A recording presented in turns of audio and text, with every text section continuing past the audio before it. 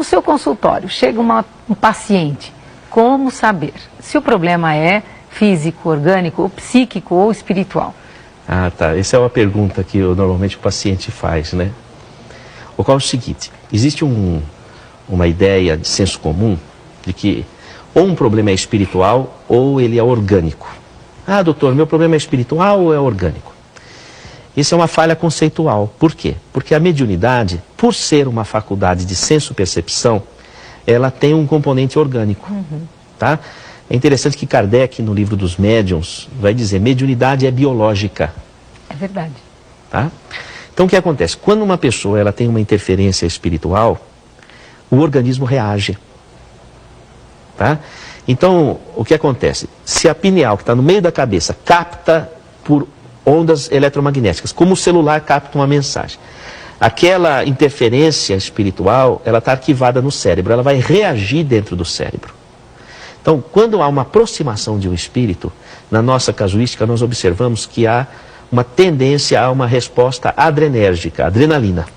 Então a pessoa acelera o coração, aumenta o fluxo sanguíneo dos rins, então a diurese aumenta o fluxo sanguíneo da cabeça. Então, por exemplo, uma interferência de uma entidade negativa, ela pode provocar dor de cabeça. Por quê? Porque aumenta o fluxo da cabeça, o fluxo sanguíneo. Aliás, Jung já havia percebido isso. Nós vamos encontrar no grande psiquiatra Carl Gustav Jung, obras completas, segundo capítulo do primeiro volume, O Médium Espírita. Ele observa uma mulher franzina, jovem, que apresentava fortes dores de cabeça após as interferências espirituais, que ele chama de ataques. E essas dores de cabeça, ela aliviava fazendo movimentos das mãos sobre a cabeça, que a gente chama de autopasse, não é? No caso dela, aliviava com essa condição. E o Jung chegou, inclusive, a palpar o pulso e a escutar o coração, como se estivesse percebendo mesmo que havia alguma alteração orgânica naquele processo. Então, para você fazer a diferença entre uma simulação de uma incorporação mediúnica, o indivíduo está teatralizando, ou quando aquilo é real, é o exame físico. Porque a incorporação dá alteração física. Consumo de glicose, aumento da pressão arterial sistólica, aumento do fluxo sanguíneo da cabeça, segundo os nossos estudos ainda heurísticos, né, embrionários, vamos dizer assim, mas nós temos observado dessa forma. Então o que acontece? O indivíduo pode ter aumento de pressão arterial por origem espiritual.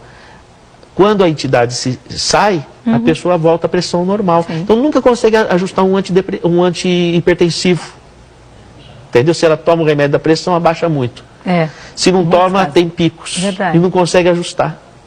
Mesma coisa, se há consumo de glicose, como que faz o diabético? Não consegue acertar os níveis de glicemia. Entende? Porque fica flutuando de acordo com as interferências espirituais, de acordo com essa nossa hipótese de trabalho. Não é? Agora, quando a pessoa tem uma mediunidade dominantemente de desdobramento, que ela sai fora do corpo, o efeito é o contrário, é colinérgico. Colinérgico é o seguinte, ao invés da adrenalina, é a acetilcolina. Então o que acontece? A pessoa tem uma diminuição do batimento cardíaco, uma queda da pressão arterial, e ela tem um aumento da peristalse, do movimento do aparelho digestivo, a barriga ronca, faz barulho, faz... não é? E essas pessoas que têm esse desdobramento, elas exalam energia, exalam ectoplasma. Então as pessoas se sentem bem perto dela, mas ela se sente desgastada com as pessoas.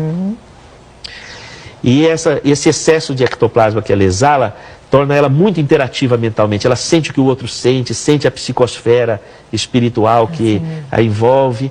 E aquilo pode ser tão difícil que o organismo reage, recolhe no metabolismo esse ectoplasma, desvia essa energia e a pessoa começa a formar cistos, tumores, miomas, cistos ovarianos, cisto de tiroide, cisto hepático, cisto renal, ou então ela tem sangramentos, porque é uma forma de perder esse ectoplasma, metrorragias, que a medicina não consegue entender o que está acontecendo. A pessoa sente uma depressão que não se trata com remédio nenhum, não consegue tratar, porque já está envolvendo outra esfera, que é a senso-percepção mediúnica. Precisa agregar os tratamentos, não é? Então, o raciocínio clínico se mantém. Você vai tratar o sintoma. Lógico. Quando a pessoa não tem controle, com o medicamento, até que ela possa ter controle. Ela precisa de apoio psicoterápico para poder se encontrar, é aquela história da árvore com a raiz, a identidade, não é? E o tratamento e depois o exercício mediúnico. Eu coloco os meus pacientes, assim que estão numa condição melhor, para doarem de si. Sim. Então esse exercício faz com que eles se tornem proativos e comecem a saber, aprende a lidar com esse domínio da senso-percepção, seja da influência espiritual, seja da doação de energia. Então eu coloco sob minha supervisão, não é? E isso muda o prognóstico da medicina, essa integração com essa parte espiritual. Eu pude acompanhar uma terça-feira e é brilhante esse trabalho onde você vê, o que você está dizendo aqui é visto, né? A olhos vistos você consegue perceber isso, realmente. É muito interessante a evolução clínica, sabe? Você acompanhar o caso e ver que casos que a medicina não dava um prognóstico favorável e começa a mudar o perfil, sabe? Eu ainda acho que é uma pontinha do novelo que nós estamos puxando, isso, sabe? Tem muita coisa a se pesquisar ainda nesse assunto.